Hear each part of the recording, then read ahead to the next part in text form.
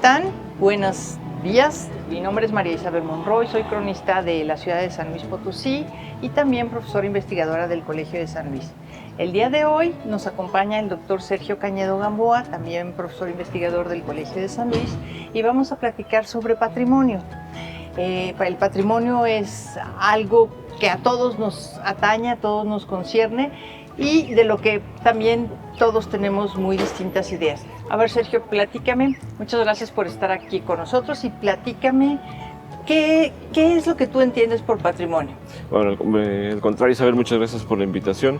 Y como efectivamente dices, el patrimonio tiene diferentes entendimientos, acepciones, o se comprende de diferentes maneras, ¿no? Simplemente para poner en contexto, ¿no? La UNESCO en la década de los 70 hace una definición del patrimonio que se refiere básicamente como a los monumentos, ¿no? A las cosas materiales o tangibles, pero hay una reacción, sobre todo de aquellos que detectan de que también es patrimonio lo que no se puede tocar, lo que no es material. Entonces, ante esa reacción... ¿Cómo que lo que no es material? Vamos a pensar, por ejemplo, los rituales. Los rituales, las prácticas que tenemos, sí, para hacer cosas. ¿Sí? Entonces, aquello que no se puede tocar también se puede considerar como patrimonio. Entonces, tenemos una idea mucho más amplia entonces de lo que es el patrimonio. Pero patrimonio también es lo que una persona posee, ¿no? Bueno, en ese sentido es un patrimonio, puede ser también material, pero también puede ser inmaterial. Claro. ¿Sí? En este sentido también lo puede ser así. Bueno, y yo sé que has desarrollado un proyecto de investigación sobre patrimonio. ¿Por qué se te ocurrió ese proyecto? Mira, aquí lo importante es que precisamente en esa definición o de lo que podemos entender como patrimonio, yo me quedo con esta idea de que el patrimonio lo podemos entender como estos aspectos, estas prácticas, estos monumentos y la parte material o inmaterial que la gente considera que tiene un valor para ellos, ¿sí? Y que tiene un valor y tiene sobre todo un uso, o que si no está siendo utilizado tiene una posibilidad para ser reutilizado. Entonces, en ese sentido tiene una posibilidad para poder tener un significado y está asociado a su identidad, ¿sí? Entonces, en ese sentido es como podríamos entender el patrimonio. Y este proyecto surge como parte, digamos, de una vinculación con el doctor Juan Ortiz, amigo nuestro de la Universidad Veracruzana, que él estuvo con nosotros en el Colegio de San Luis hace unos años como parte de la cátedra Primo Feliciano Velázquez del programa de Historia.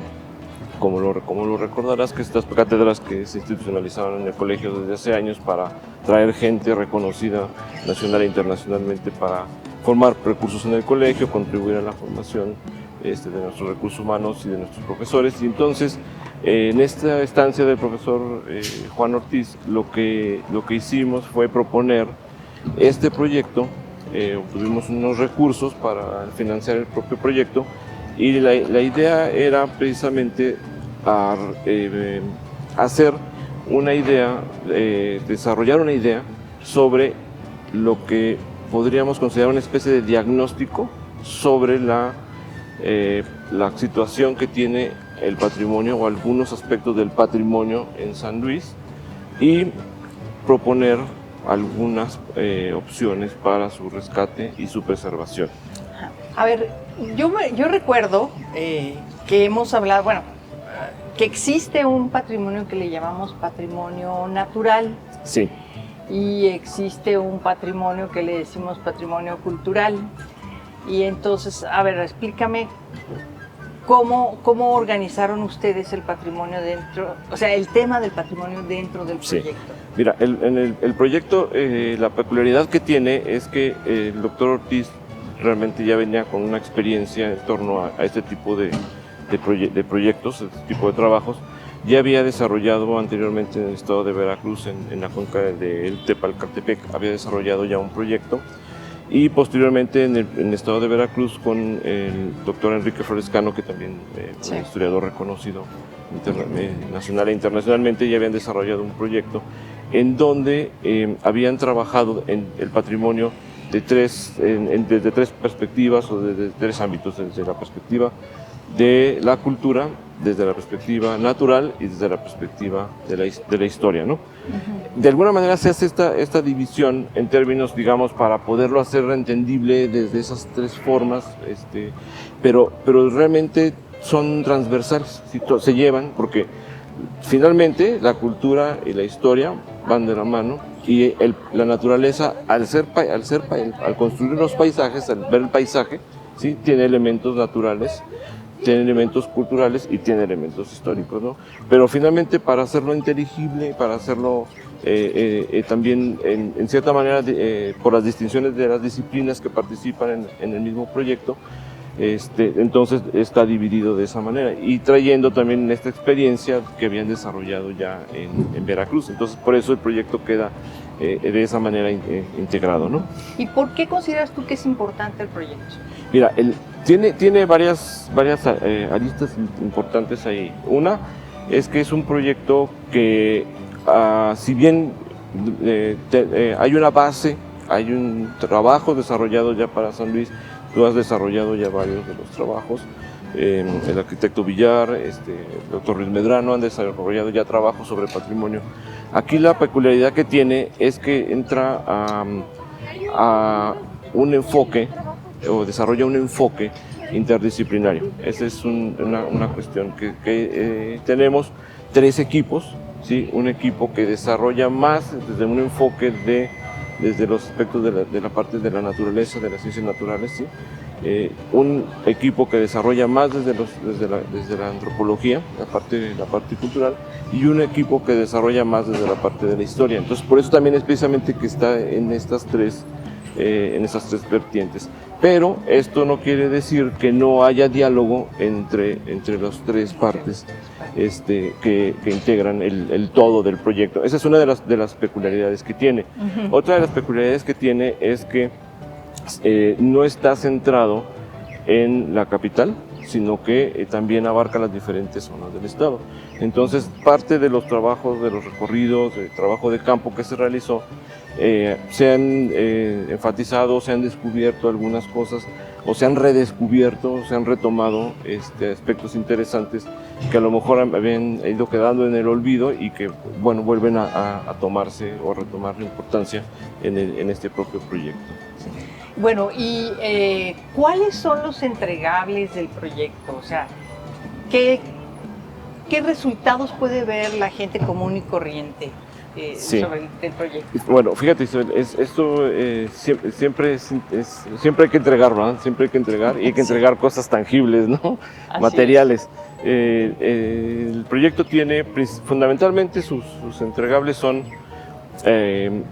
tres volúmenes que aparecerán de manera digital y de manera impresa, que serán distribuidos. Nuestra idea es distribuirlos principalmente en bibliotecas municipales, bibliotecas universitarias, no solo en San Luis, sino tratar de distribuir en la red de colegios, en diferentes centros de investigación y en universidades del país. Y esa es, digamos, la parte principal, y de ahí emulan otros resultados. Entre los resultados que tenemos está la producción que hemos estado haciendo de diferentes videoclips de 2 minutos, entre 1 minuto 30 y 2 minutos, en donde retomamos algunos de los temas que se abordan en estos libros, y entonces lo que se hace es una explicación sintética, ¿no? de ese tema en uno de estos videoclips, ¿no? Y además han ido saliendo algunos otros resultados en términos ya muy específicos, si quieres verlo así, en términos de que hemos formado maestros, hemos formado doctores como parte también del mismo proceso del proyecto, ¿no? Y, por ejemplo, desde un punto de vista educativo, ¿el proyecto se puede adaptar para el conocimiento de los niños de educación primaria? Sí, bueno, puede ser, por ejemplo, un primer contacto de los mismos niños o de los jóvenes para conocer, por ejemplo, algún aspecto sobre la Sierra de San Miguelito. Es uno de los temas, ¿no? O sobre, por ejemplo, la etapa de los procesos de fundición de metal en Cerro de San Pedro, específicamente en Monte Caldera, ¿no? Entonces, está ilustrado con fotografías, tiene mapas que dan las ubicaciones, es decir, tiene una parte también donde trabajamos la cuestión didáctica para la comprensión de un público general, ¿no? Y el acercamiento de niños y de jóvenes. Sí, muy bien. Bueno, vamos a un corte y regresamos.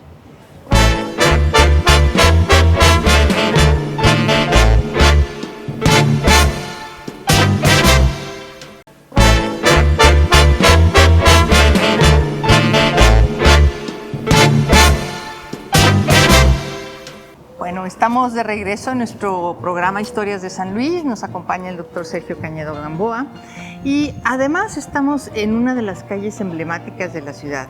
La llamamos hoy la calle de Zaragoza. Antiguamente se llamó la calle de la Concepción. Y al final de esta calle estaba el antiguo, el convento y el templo de la Merced. El convento y el templo de la Merced fueron fundados más o menos alrededor de la mitad del siglo XVII y en 1862 fue derruido el templo. El convento quedó todavía en pie algunos años, pero para 1870 ya había desaparecido por completo. Entonces, a ver, doctor Cañedo, platícanos un poquito de qué manera la pérdida del convento y del templo de la Merced afectan lo que consideramos como el patrimonio de la ciudad. Bueno, precisamente en parte del proyecto, en la parte dedicada al patrimonio histórico, tenemos dos capítulos que están centrados en la ciudad en la parte de la ciudad de San Luis Potosí y lo que se considera, digamos, el centro histórico, ¿no? Y lo que hacen es estudiar las transformaciones que ha tenido la ciudad, pero lo hacen desde dos perspectivas. Y ante esta pregunta que tú nos haces, ¿verdad?, de la pérdida del patrimonio o la pérdida de esta estructura, se puede entender de diferentes maneras, ¿no? Podemos entenderlo como esta pérdida de una parte material, pero también podemos entenderlo como que surge otro espacio, ¿no? Surge un nuevo espacio y el cual también es adoptado por la propia población, ¿no? Entonces tenemos, en ese sentido, el patrimonio también es eso, porque es la apropiación del nuevo espacio que hace la resignificación. Y la resignificación, digamos, sí, entenderlo, ese nuevo espacio, sobre todo porque la modificación que se hace de la ciudad obedece a las leyes de la reforma, ¿no? Entonces, si van a prevalecer, digamos, esas ideas emanadas, o lo que emana alrededor de las leyes de la reforma, ese va a venir precisamente esa resignificación y ese nuevo entendimiento de lo que va a ser la ciudad.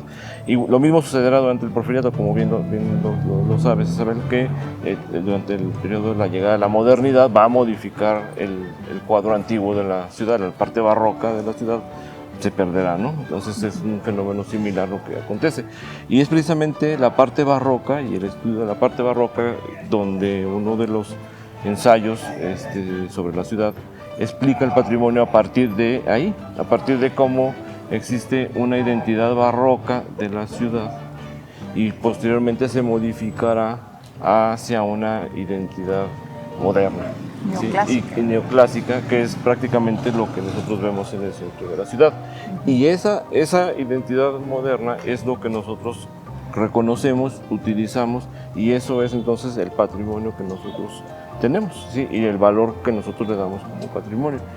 Y este ensayo es complementario, o se complementa, digamos, con otro ensayo que analiza este mismo problema desde la perspectiva jurídica, porque como comentábamos desde el principio del programa, la UNESCO hace unas definiciones de lo que entiende por el patrimonio, pero de manera local a veces no corresponden, no hay, digamos, una coincidencia con lo que se puede entender, a una comprensión completa, total, con una concordancia con lo que se puede entender como por el patrimonio, con lo que entiende la gente o con lo que entiende la normativa local.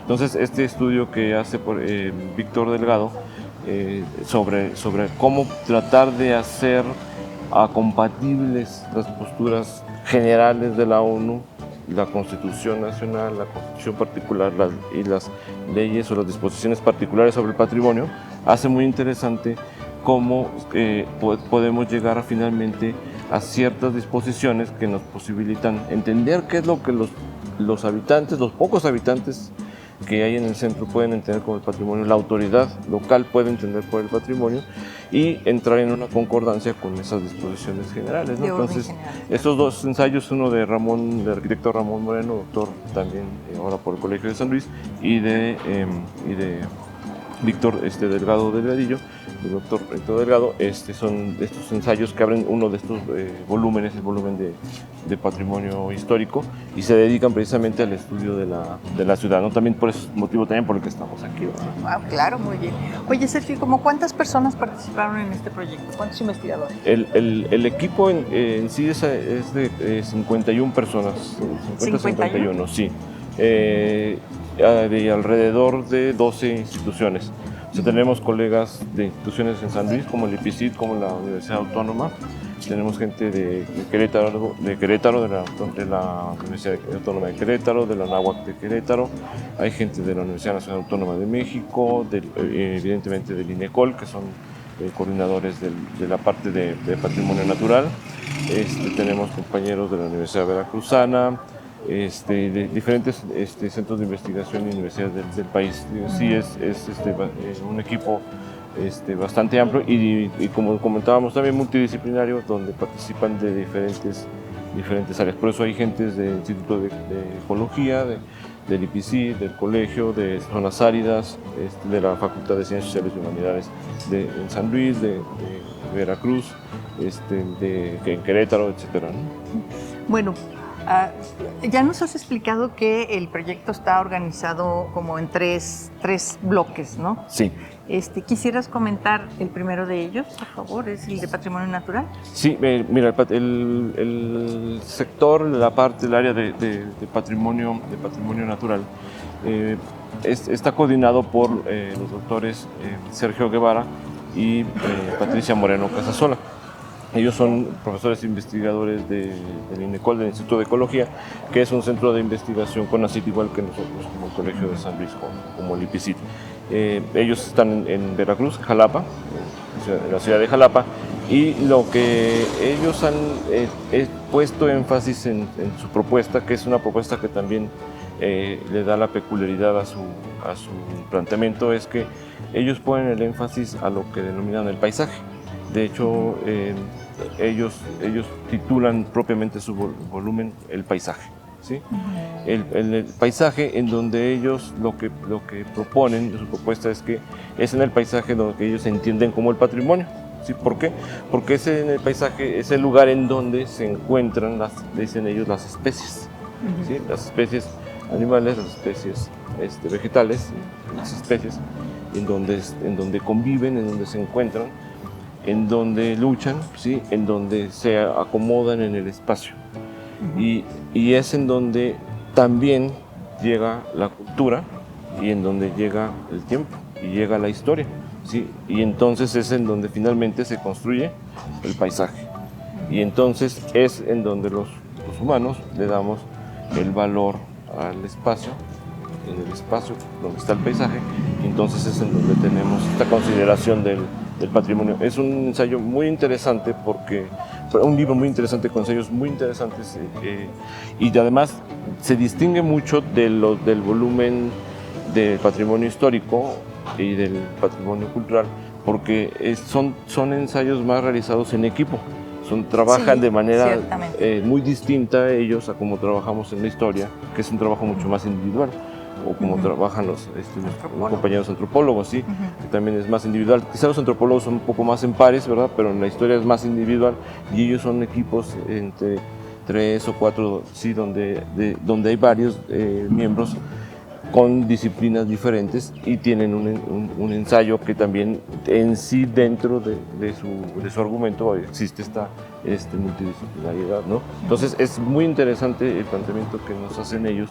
Entonces hay una parte sí de una explicación y ellos son muy didácticos también en esta pregunta del acceso para jóvenes, para niños, son muy didácticos en las explicaciones también tradicionales, ¿verdad? Geográficas, geológicas, etcétera, del territorio potosino, los climas, las alturas y la propuesta que hacen ellos del paisaje, ¿no? Sí.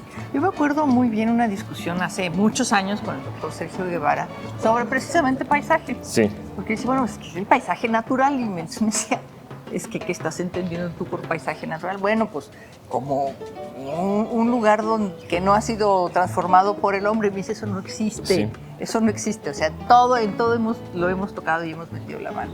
Entonces, bueno, pues resulta que desde ahí las concepciones que tenemos o las ideas que tenemos sobre lo que es el paisaje va cambiando, cambia mucho, y más si le metes algunos conocimientos teóricos. Por ejemplo, me acuerdo del libro de Brodel del Mediterráneo. Uh-huh.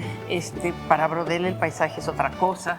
Entonces, bueno, viene resultando muy interesante el acercamiento a estas regiones naturales, que podemos decir. Sí. Y quisiera preguntarte si dentro de esta parte de patrimonio natural están consideradas las tres regiones del estado, las tres provincias fisiográficas. Sí. Les llamo provincias fisiográficas porque si no nos podemos meter en una discusión muy amplia, y el chiste es distinguir la región del altiplano, la región media y la región huasteca, ¿cierto o no? Sí, o sea, están consideradas en ese sentido, están consideradas, y obviamente si las vemos también, la altura las define, ¿no?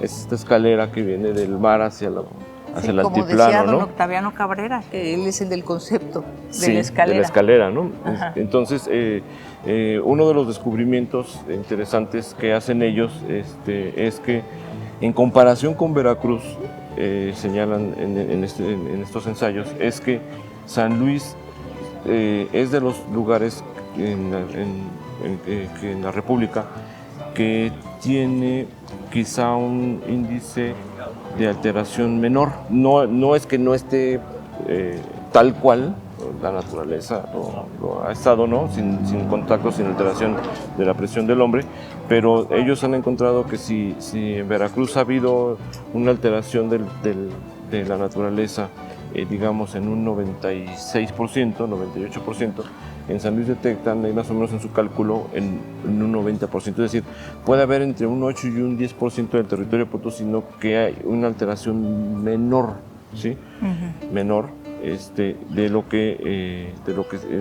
que ellos dicen, bueno, que es muy interesante porque en Veracruz queda un 1 o 2%, entonces es uno de los resultados de investigación. Sí.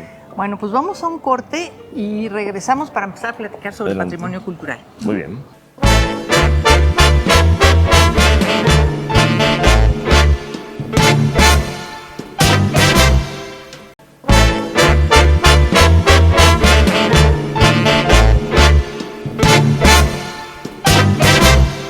Regresamos a nuestro programa Historias de San Luis. Estamos ahora en el interior del Mercado Colón, antiguamente llamado Tangamanga, Mercado de la Merced, antiguamente llamado Colón, antiguamente llamado Tangamanga.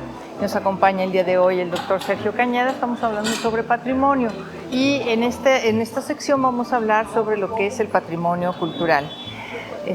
Sergio, quería preguntarte, dentro de la investigación que ustedes han hecho, ¿qué aspectos del patrimonio cultural abordan en su trabajo?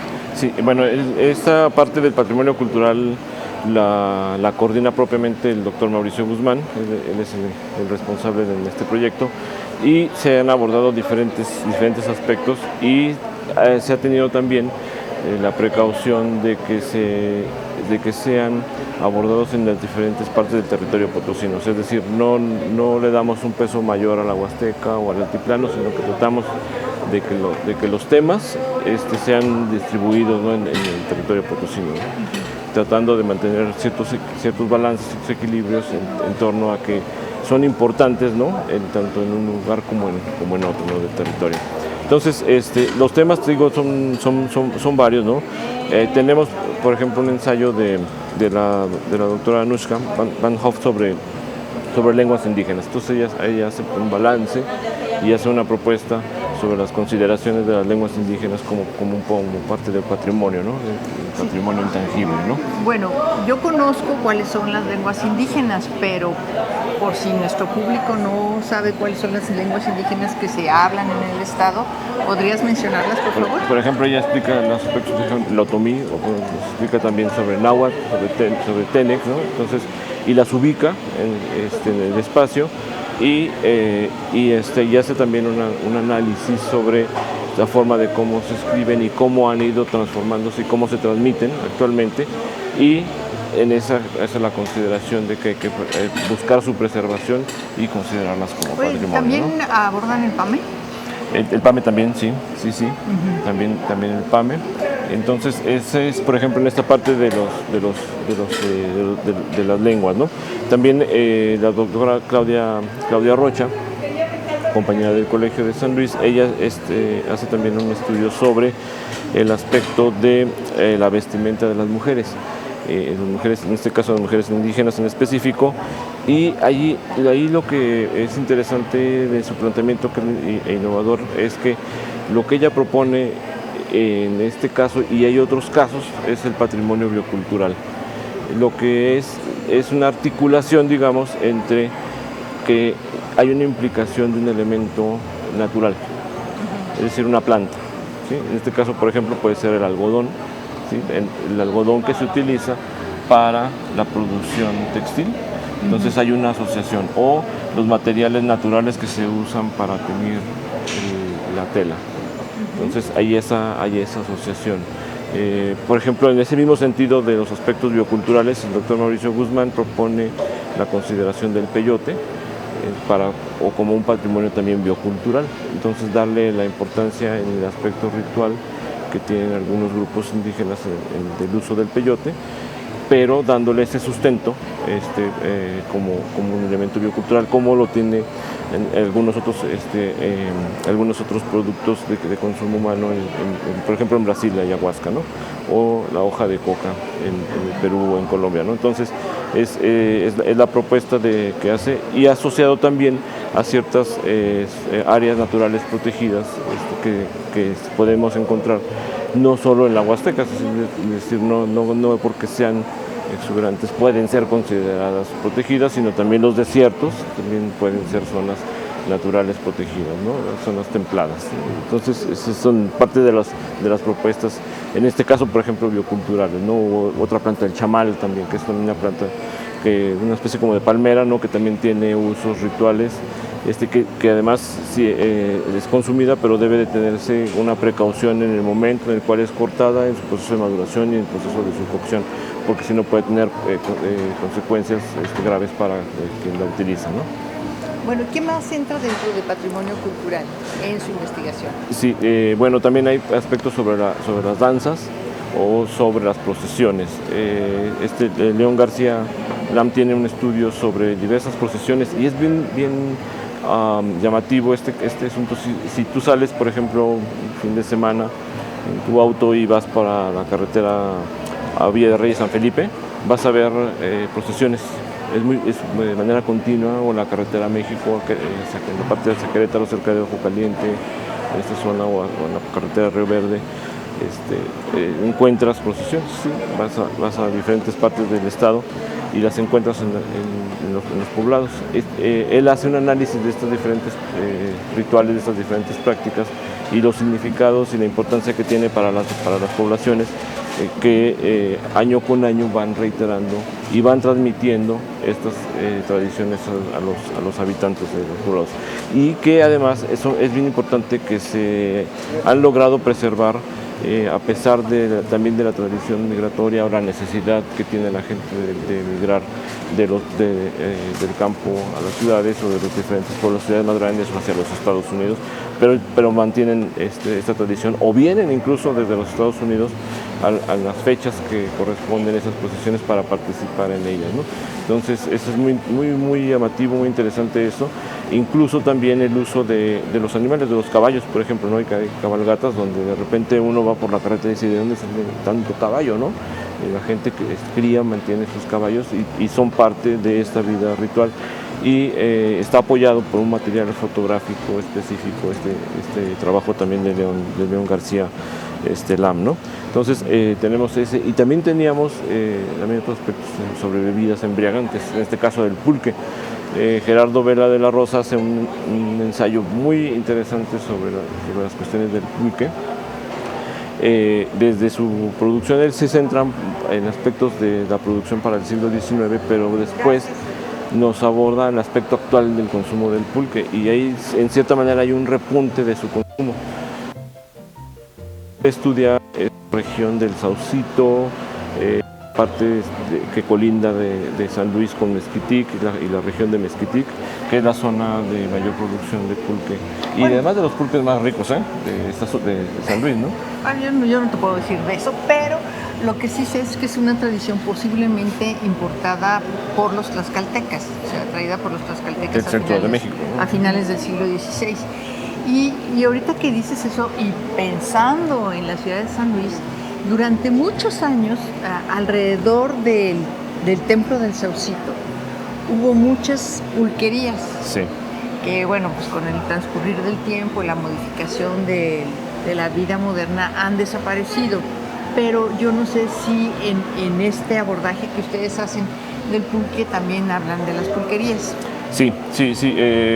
Gerardo hay un mapa de la ciudad en donde él ubica las pulquerías antiguas y luego algunas de las pulquerías recientes. Realmente esas pulquerías están en esa zona todavía, están en esta parte de la colindancia del Río Paisanos, cerca del Río Paisanos, están en esta parte cerca de la colindancia con Mezquitic, donde todavía están la producción. Y es interesante que quienes se dedican en la producción del pulque y la encabezan son mujeres, son pulqueras.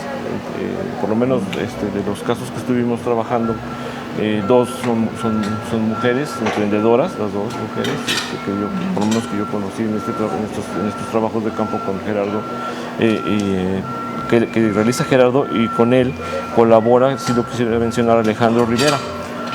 Ellos tienen una asociación que se llama El Cariño de un Tlacuache.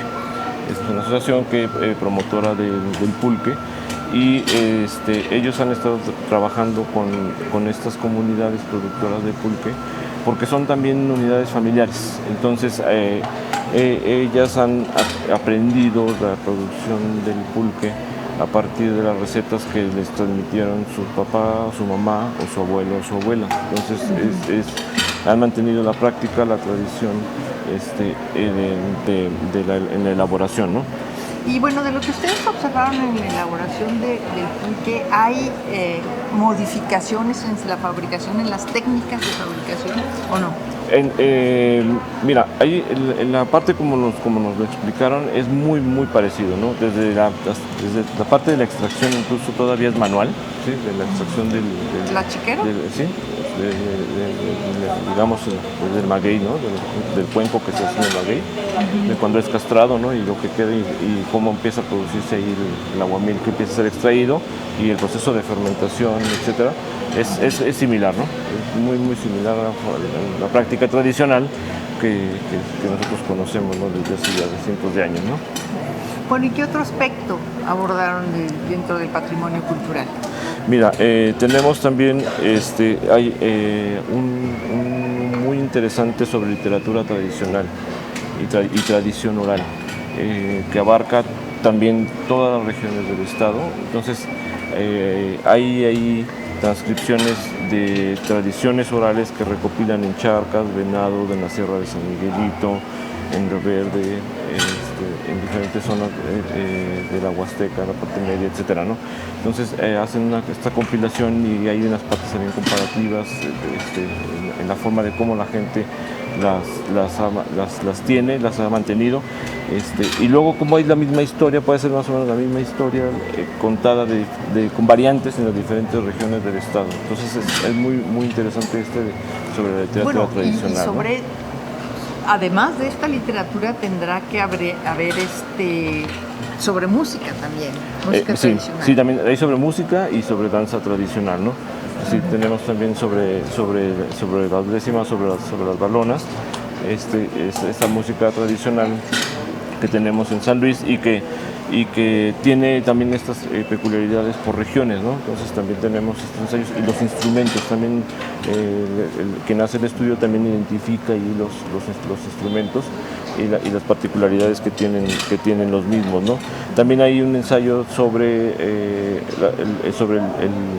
el rebozo de Santa María, que allí también lo que nos interesa es sobre ciertas técnicas que todavía prevalecen y sobre ciertas prácticas familiares, ¿no? que se busca que se sigan manteniendo y que por fortuna ciertos apoyos que ha habido por los propios gobiernos y por las propias organizaciones que se dedican a esto, pues se mantienen, ¿no? Y hay cosas también que uno puede pensar, bueno, pero ¿cómo puede ser esto patrimonio? Pero por ejemplo la elaboración de ladrillos. El doctor David Madrigal, nuestro colega en el colegio, hace un trabajo sobre la producción de ladrillos en diferentes lugares. Si bien hay zonas tradicionales de la producción de ladrillos, de hecho una de las más tradicionales que hubo, todavía lo hace, pero quizá no como con la técnica que anteriormente había, era la hacienda de Pardo, que era muy famosa la producción por la dureza y la resistencia de sus ladrillos, pero el doctor Madrigal hace un estudio, si no lo recuerdo, en la zona de Soledad, de las técnicas y las formas y las, familiares en la producción de ladrillo, ¿no? Bueno, muy bien. Que tiene un valor patrimonial, ¿no? Claro, por supuesto. Pues te agradezco mucho, Sergio, que nos hayas platicado de tu proyecto. No, pues muchas gracias. Digo, hay muchos más temas, ¿no? Sí, tenemos en total quizá 40 capítulos en el total de los 3 volúmenes, la colaboración de más de estos 50 colegas de 10 diferentes instituciones, ¿no? Muchas gracias. Vamos a un corte y regresamos.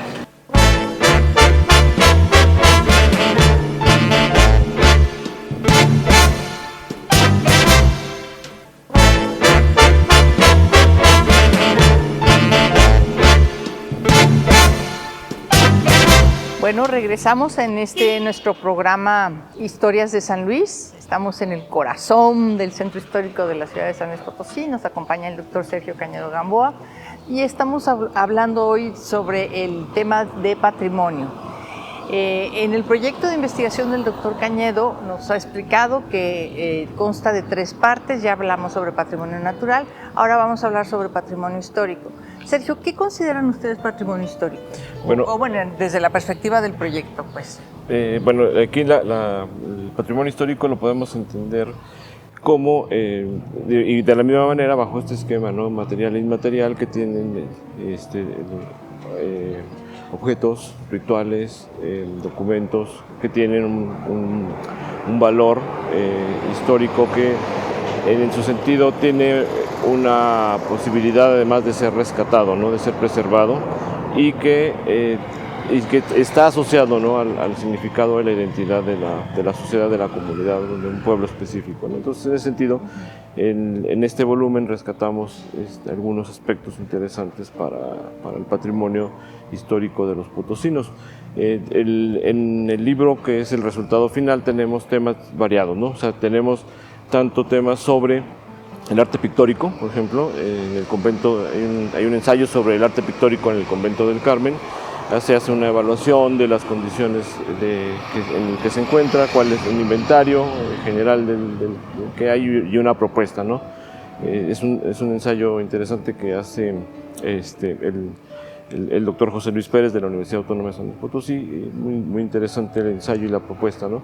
Tenemos también otro ensayo muy interesante del doctor José Armando Hernández Uberville sobre el arte mudéjar en los muros de unas iglesias del siglo XVIII en Guadalcázar y en la ex hacienda de Pozo del Carmen.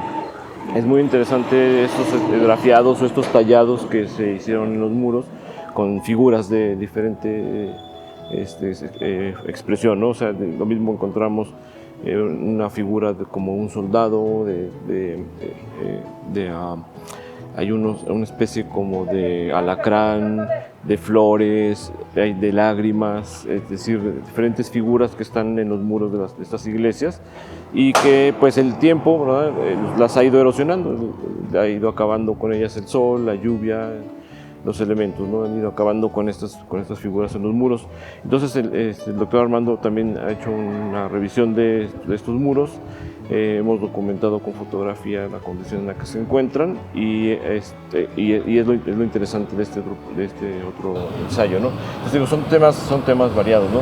Sí. A ver, Sergio, en los últimos 2 años en el estado de San Luis Potosí se han robado, o sea, literalmente, muchas obras de arte que estaban en distintas iglesias. ¿Qué puedes tú comentar al respecto para que la gente nos entienda por qué se tienen que preservar y por qué son importantes? Nosotros estuvimos haciendo trabajo de campo en la hacienda de Bledos y fuimos a la iglesia que está al lado de la Casa Grande, y estaban haciendo un trabajo de restauración en ese momento, y nos comentaban una de las personas que estaban ahí que hacía poco se habían llevado un pedazo un pedazo del altar. No sé si es cierto o no. No, claro que sí, se robaron la escultura del señor San José. Sí, eso fue reciente, ¿no? Sí. Es en el mes de febrero. Sí. Estamos en noviembre y no se ha dado, no hay trazas, no hay rastro de qué pasó con esa pieza, ¿no? Sí, entonces nosotros preguntamos a estas personas cuál era la parte, ¿no? Entonces nos señalaban ahí el lugar. Entonces nosotros lo que les decíamos era, lo que queríamos era precisamente tomar las fotografías del altar para poder documentar el altar en ese momento, para poder saber la condición en la que estaba y tener un registro, porque en este momento, los alcances del proyecto es tener el registro, ¿sí? Y la propuesta de preservación en términos de lo que pudiera hacerse en la cuestión, por ejemplo, en el cuidado del área, no tanto en aspectos de seguridad, porque eso es ajeno, digamos, ya a nuestra propuesta, pero sí en términos de que la gente lo conozca y sepa qué es lo que hay, y darle precisamente la importancia, el significado que tiene ellos, que es parte de lo que se entiende como patrimonio, ¿no? Uh-huh. Es hasta donde podemos tener sus alcances. Entonces, ese fue ese caso ahí, pero ha habido otras circunstancias. Mencionaste pasado, ya Guadalcázar, ¿no? Y en Guadalcázar fue un par de meses antes. Sí, ha habido saqueos también, ¿no? Y San Francisco aquí y otros lugares, ¿no? Sí, ahora es una cuestión también del tráfico que hay de estas piezas, ¿no? De este mercado. Uh-huh. Así es. Bueno, ¿y sobre qué otra cosa abordaron en el tema del patrimonio histórico? ¿Qué otros temas trataron en patrimonio histórico? Sí, bueno, ya te había comentado los aspectos del centro histórico, el otro caso que había comentado de los hornos de fundición en Monte Caldera, que es un trabajo que hizo la doctora Tania Zapata. Y que bueno, ahí lo que hace es precisamente hacer un análisis de los vestigios que hay allí. Es una situación difícil en los vestigios de los hornos de fundición, porque ya están en propiedades privadas, ¿no? Entonces han estado siendo además utilizados ya algunos, por ejemplo, para un potrero. Entonces ya los animales están ahí en los restos de lo que era el horno. En otro caso le han agregado o han acercado la casa al horno, o no sabemos si usan para habitación ya, ¿verdad? Etcétera, ¿no? Ya tiene reusos estos vestigios, ¿verdad? Que no necesariamente pudieran ser del siglo XVII, XVIII, pero que son, por lo menos los basamentos y el espacio sí es de uso, por lo menos la evidencia sí es desde ese entonces, ¿no? Entonces tenemos esos estudios. También están un estudio de la doctora Luz Carrega sobre el patrimonio ferroviario, que me comentabas, ya habían ustedes realizado un programa específico sobre estos temas de las estaciones. La doctora Luz, bueno, analiza precisamente estaciones y los inventarios que pudiera haber todavía de vagones, máquinas, etcétera, ¿no? Que hay, y los reusos. Lo importante creo que plantea la doctora Carrega es las posibilidades de reuso que puede tener esta infraestructura de este patrimonio industrial, ¿no? Eso es lo que me parece que es muy interesante. Y tenemos otros temas, por ejemplo, también sobre patrimonio documental, un trabajo que hace la doctora Flor Salazar sobre el valor y la importancia que tiene el patrimonio documental del Archivo Histórico del Estado, del cual fuiste directora, y la doctora Flor también fue directora. Y es un referente internacional, como todos lo sabemos, porque siempre hay visitantes todos los años, ¿no? investigadores reconocidos mundialmente y que utilizan precisamente los recursos que les ofrece este archivo en torno a que está bien organizado, los materiales son muy interesantes y muy valiosos por sus propios contenidos, ¿no?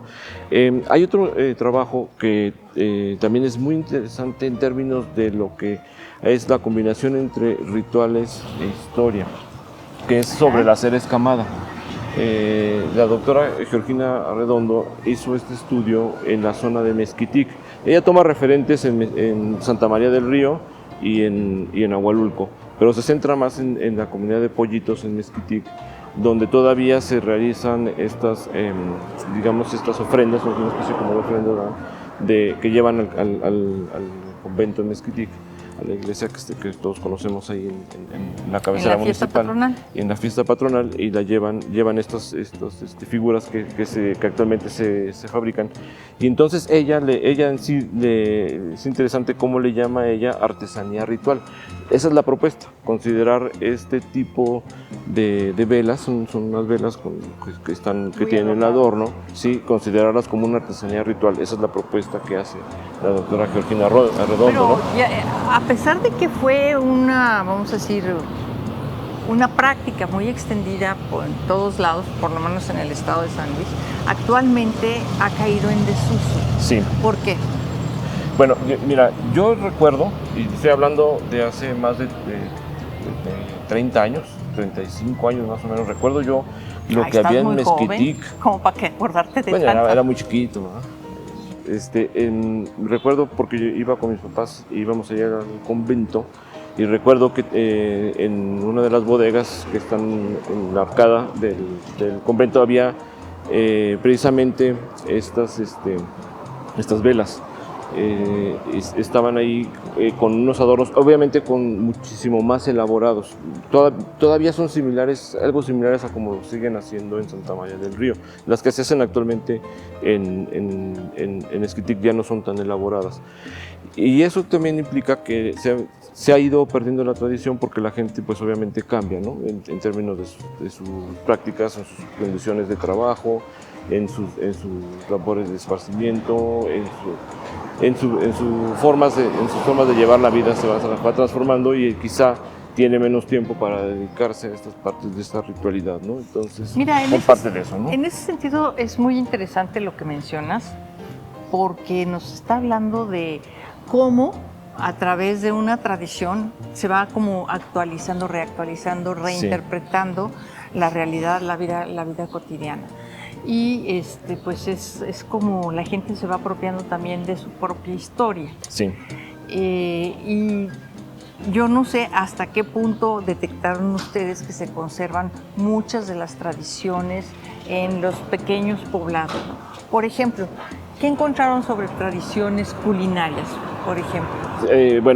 Mira, sobre tradiciones culinarias hay todo un apartado grande en el libro de Patrimonio Cultural. Bueno, entonces eso hablamos después. Ahí hay toda en esa parte. Pero tenemos sobre bebidas. Tenemos dos capítulos, uno sobre el mezcal y otro sobre el vino. El mezcal, que es una producción de bebida alcohólica que se hace en San Luis desde hace, ¿qué te gusta? 400 años, 300 años, ¿sí? Sí.